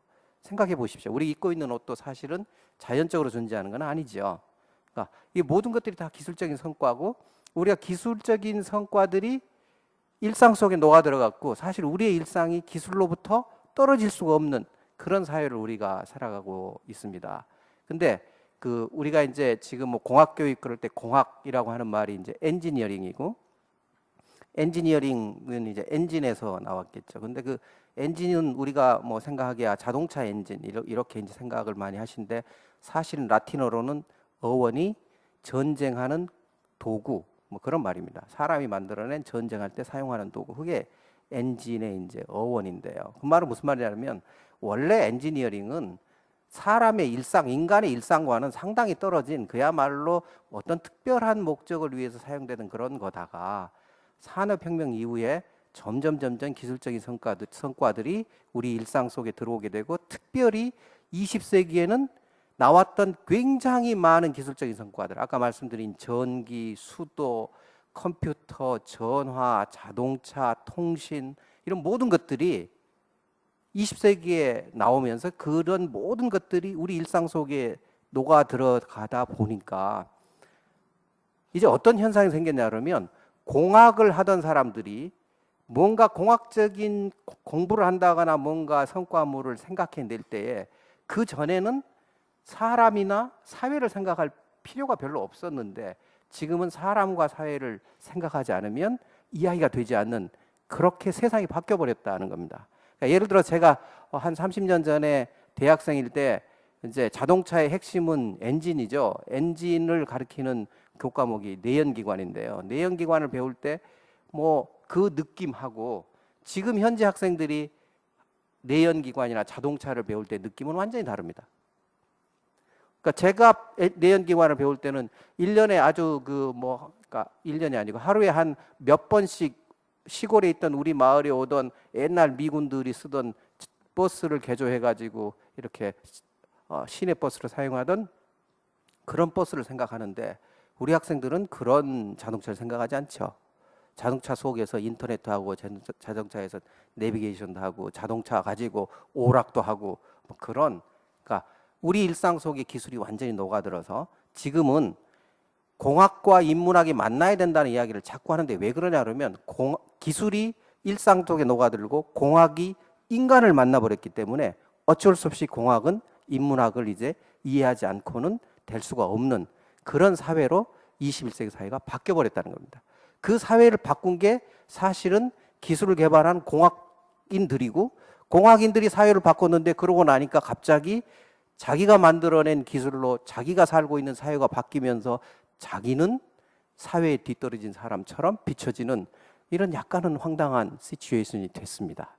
그렇지만 이제 일단 그런 것들을 이해를 하고 나면은 그러면 21세기의 이 글로벌 사회에서 공학을 하는 사람들은 뭘 해야 되느냐? 그러면 기술이 일상에 녹아들고 난 다음부터는 사실은 기술 자체가 중요한 게 아니라 기술에 반응하는, 기술을 사용하는 또 궁극적으로 기술이 그 봉사하려고 하는 인간 자체가 중요하게 된 거죠. 그래서 인간이 살아가는 데 있어서 생길 수 있는 여러 가지 문제들, 그런데 그 문제들이 꼭 뭐 사회적이나 경제적이나 환경적이나 심리적인 것뿐만 아니라 기술적인 것들과 연계가 된, 예를 들어서 에너지 문제, 뭐 지금 우리가 사용하고 있는 이 에너지 중에서 한 40% 정도는 원자력에서 오지요.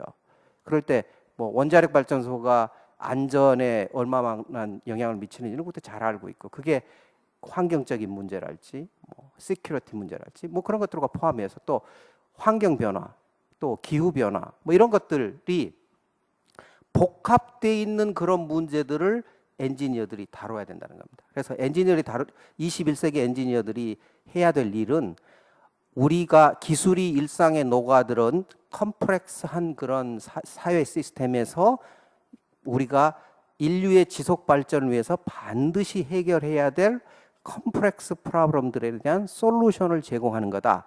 이렇게 이제 공학 쪽에서는 정의를 하고 있습니다. 그래서 20세기에는 우리가 이때까지 20세기는 기술 자체를 개발하는 게 엔지니어의 목표였는데 지금은 컴플렉스 엔지니어링 프로블럼, 그러니까 기술과 다른 요소들이 복합된 그런 문제들에 대해서 인류의 지속 발전을 가능케 하는 해답들을 제공해야 되는 걸로 우리가 해야 될 일, 21세기 엔지니어가 해야 될 일이 바뀌었고요. 그게 엔지니어의 미션이고, 그렇다 그러면 자연스럽게 엔지니어로서 엔지니어가 갖춰야 될 역량도 바뀌게 되는 겁니다. 그러니까 20세기에는 기술을 개발하는 게 중요했기 때문에 기술을 개발하는 데 필요한 과학적인 어떤 지식이나 경험을 갖춘 인재, 그걸 우리가 사이언티픽 엔지니어 이렇게 부르고요. 과학적 공학인이라고 부르고, 요즘에는 과학적 공학인은 인간을 이해하지 못하면 안 되기 때문에 거기서 플러스 실제적으로 인간을 이해하는, 그러니까 인문학적 소양을 갖춘, 아까 우리 김성조 부원장님 말씀하신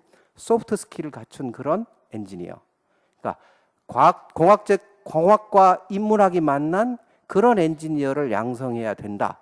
그게 인재상이다 하는 것을 적어도 지금 현재 우리 공과대학에 있는 모든 교수들은 알고 있습니다. 그러니까 그 점에 대해서 너무 걱정하지 마시고요. 일단 우리가 설정하는 인재상은 21세기의 이 사회에 적합하다고 저희들이 이제 설정을 해 놨다는 말씀을 드리는 거고요.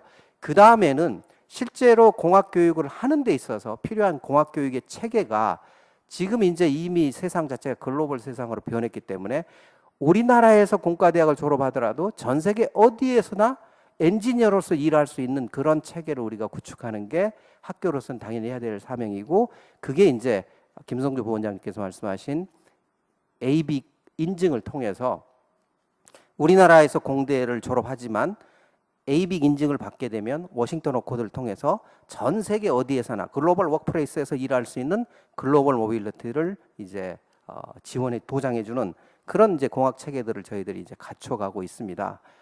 그리고 이 글로벌 모빌리티를 보장해주는 그런 이제 인증 제도는 어떤 의미에서는 이제 미니멈 리ኳ어먼트이기 때문에 그것만 가지고는 안 되는 거죠. 마치 뭐 내가 운전면허 받았다 그래서 운전 잘하는 건 아는 거니까요. 단지 운전을 할 수 있다 이러는 거지.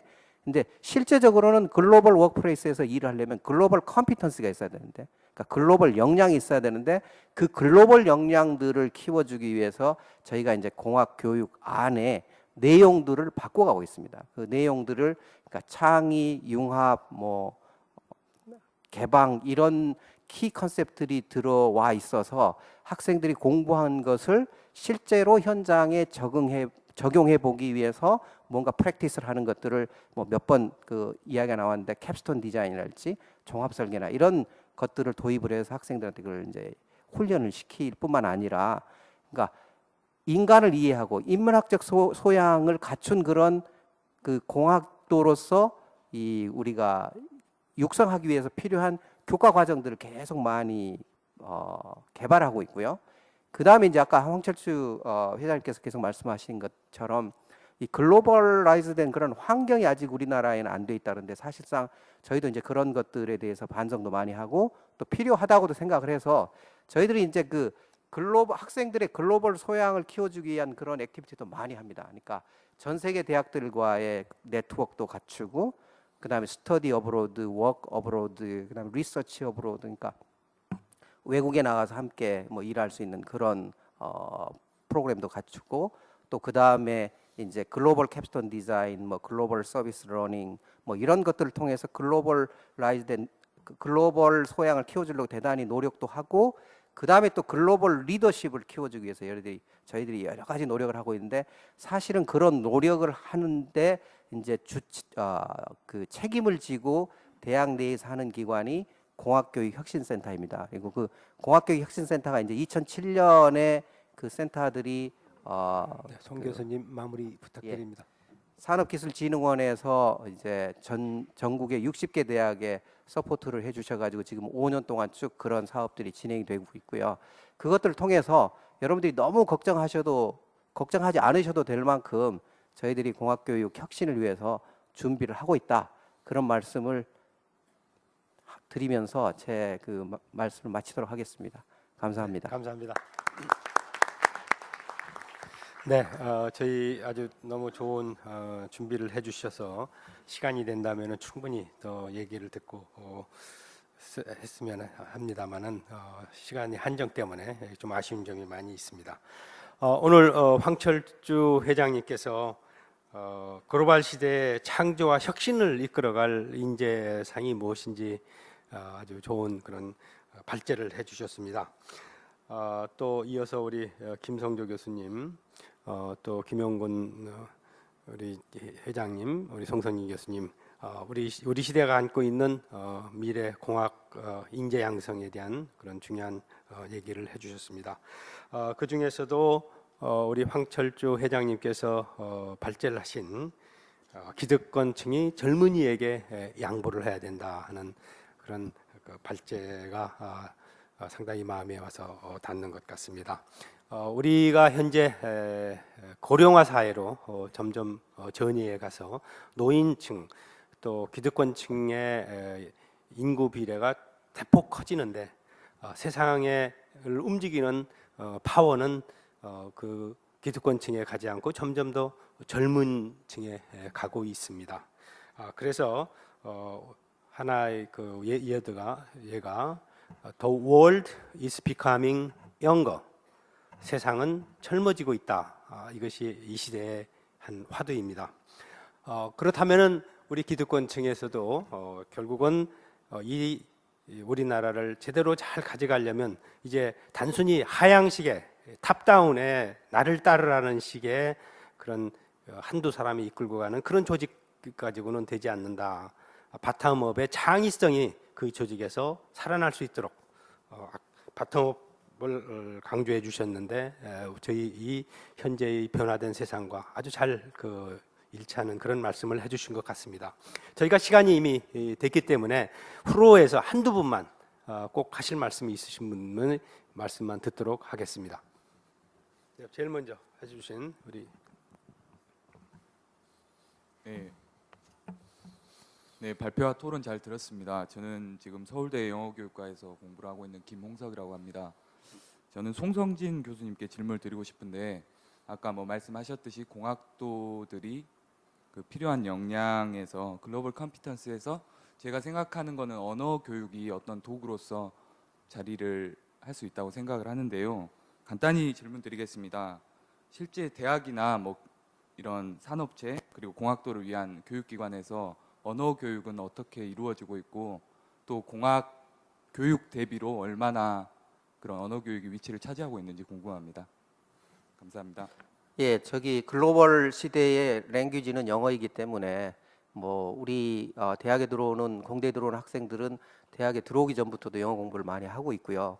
교육 체계로 봐서는 저희가 이제 그 전공 교육과 그다음에 교양 기초 교육이 있는데 그 교양 교육 쪽에서 저희 성균관대학 같으면은 모든 학생들이 영어에 대한 것들을 이제 공부를 하게 돼 있고 대학 영어뿐만 아니라 그 공학 쪽에서는 이제 테크니컬 라이팅 이게 이제 영어로 글쓰기 뭐 그런 것도 공부를 하게 돼 있고요. 그다음에 저희 학교 같으면은 이제 모든 졸업생들에게 그 3품 제도를 운영하고 있습니다. 그게 국제품, 정보품, 인성품 이 세 가지를 하고 있는데 그 국제품에서 일정 수준의 영어가 되지 않으면 졸업을 시키지 않는 그런 제도를 운영하고 있습니다. 네, 감사합니다. 마지막으로 한 분만 더 듣도록 하겠습니다. 왼쪽으로 갈까요? 왼쪽에 마이크 좀 부탁드립니다. 네, 안녕하세요. 저는 지산교육 대표를 맡고 있는 젊은 창업가입니다. 그 말씀해주신 황 회장님과 그리고 이제 학계 그리고 국가기관에서의 커뮤니케이션이 저는 가장 큰 문제라고 생각을 합니다. 학교에서는 공학교육 그리고 공학 인재들을 육성한다고 말씀을 하셨고 기업에서는 그런 인재들이 많지 않다고 이야기를 합니다. 하나의 예로 NHN 같은 경우도 소프트웨어 인재들을 대학에서 원하는 만큼 안 나오니까 자기들이 직접 대학을 세운다고 이야기를 했습니다. 그런 부분에서 어떻게 3학년의 형태가 아니라 다른 커뮤니케이션 혹시 수단이나 방법들에 대한 방안이 있으신지 그런 부분을 좀 여쭙습니다. 제가 답변할까요? 제가 아까 말씀드린 가지가 두 가지입니다. 제가 강조드린 것이요. 인증해서 이제 추구하는 바도 그렇고 첫 번째가 스킬 미스매치 문제입니다. 지금 아까 말씀드렸지만 NHN 아카데미가 설립한 가장 큰 이유는 첫 번째는 컴퓨터 공학을 하는 애들의 수준이 너무 떨어졌다. 옛날에 비해서. 그다음에 두 번째는 아무리 이 좋은 애 찾으려도 못 찾겠고 학교에서도 이제 그런 역량을 갖추지 않는다는 거가 가장 큰 이유입니다. 아까 이제 여러분들께서 이제 우리가 스티브 잡스 같은 그런 인재가 나오기를 바라고 또 빌 게이츠가 나오길 바라는데 사실 우리나라는 만약 모든 학생이 스티브 잡스가 되면 어떻게 되겠습니까?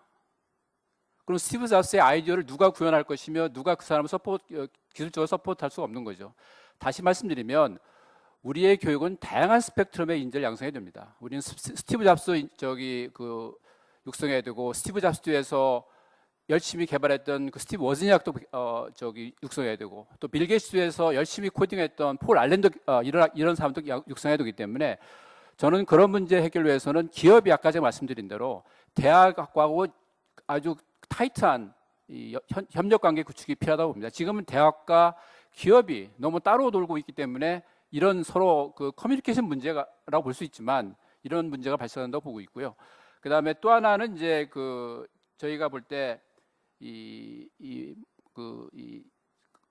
문제가 뭐냐면 이 교육의 다양성뿐만 아니라 소위 말해서 기업이 이 학교에 대한 공헌도를 좀 더 높여야 된다고 생각합니다. 지금 우리나라가 많은 기업이 인재를 필요로 하고 있는데 아까 말씀대로 돌아가지만 결국은 기업과 학교가 좀 더 이 필요한 인재에 대한 이것이 필요하다 이런 정보를 교환하고 서로 협력 관계를 구축하면 결국은 스킬 미스매치가 많이 해결되고 그런 기업에서의 이 대학 교육에 대한 불만 또 학교에서 학교대로 또 교수님들이 요구하는 건 뭐냐면 산업체가 인재에 대해서 불평불만하지 실제로 뭘 구체적으로 원하는지에 대한 이 정보가 주지 않는다는 게 불만이시거든요. 그래서 그런 건 이 산학 간의 파트너십 관계 구축을 통해서 이런 문제가 많이 해결될 수 있을 거라 생각합니다. 네, 감사합니다. 보충 답변을 우리 황철주 회장님께서 해주시겠습니다.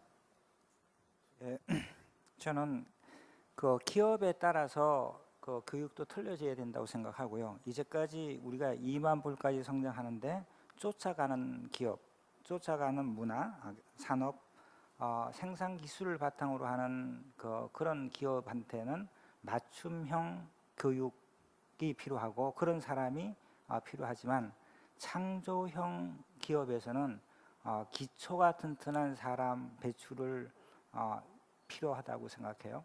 저는 대한민국에서 사람이 없다, R&D 할 사람이 없다라고 얘기하는데 저는 세계에서 가장 훌륭한 머리가 좋은 사람들이 대한민국 사람인데 왜 R&D 할 사람이 없냐? R&D는 없는 걸 만드는 겁니다. 다른 사람이 생각하지 않는 걸 생각하는 건데 이거는 경험 있는 사람이 없고 아는 사람이 없는 거거든요. 그럼 기초만 튼튼하면 누구나 다 R&D 할 수 있는데 저는 창조적인 R&D를 할 수 있는 가장 경쟁력이 있는 나라가 대한민국이 아닌가 이렇게 생각을 하고요. 창조형 기업은 기초 과학이 튼튼한 그런 사람이 필요하고 쫓아가는 기업, 생산 기술로 성장하려고 하는 기업은 맞춤형 교육 이렇게 어느 정도 기업한테 필요한 기술을 가지고 막바로 생산 현장에 투입해서 가치를 창출하는 그런 두 가지 분류가 따로따로 존재하지 않나 이렇게 생각합니다. 네, 아주 기업에 계시면서 대학 교수가 부끄러울 정도로 정확하게 지적을 해주셨습니다. 오늘날의 융합형 인재는 무엇보다도 자기 전공의 기초가 뿌리가 깊은 사람이 다른 분야와 같이 융합을 할 수 있는 것입니다. 백화점식의 교육 가지고 되는 것이 아니고 또 기업에서 필요한 인재가 각각 다른지에 대해서 너무 아주 잘 말씀을 해주셨습니다. 질문이 너무 많으신데 여기서 끊기가 참 아쉽습니다. 시간도 오버됐고 딱 한 분만 마지막 하겠습니다. 중앙에서 중앙에서 딱 한 분 여기 마이크 좀 갖다 주시죠.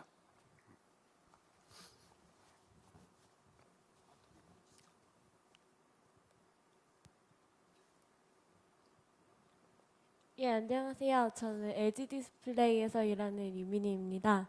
예, 여쭤볼 게 있는데요.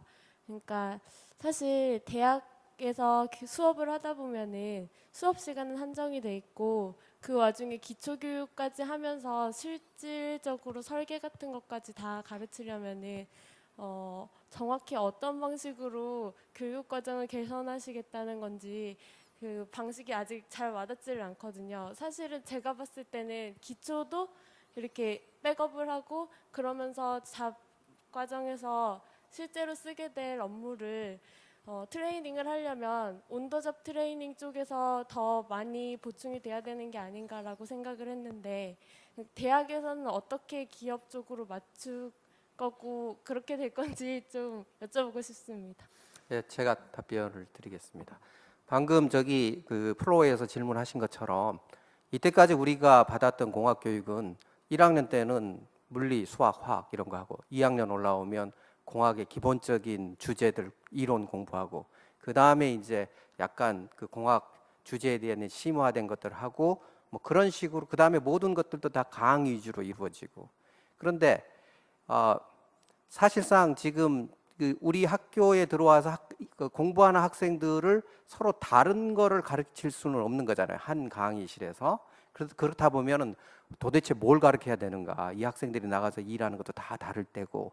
그렇기 때문에 지금 저희가 생각하는 거는 그러니까 20세기에 가르쳤던 공학교육의 방법들. 그러니까 뭐 과학 수학 기초하고 그다음에 공학 주제하고 그다음에 공학 응용하고 그리고 난 다음에 설계해보고 그런 식으로는 21세기 인재를 키울 수 없을 거다 이렇게 생각합니다.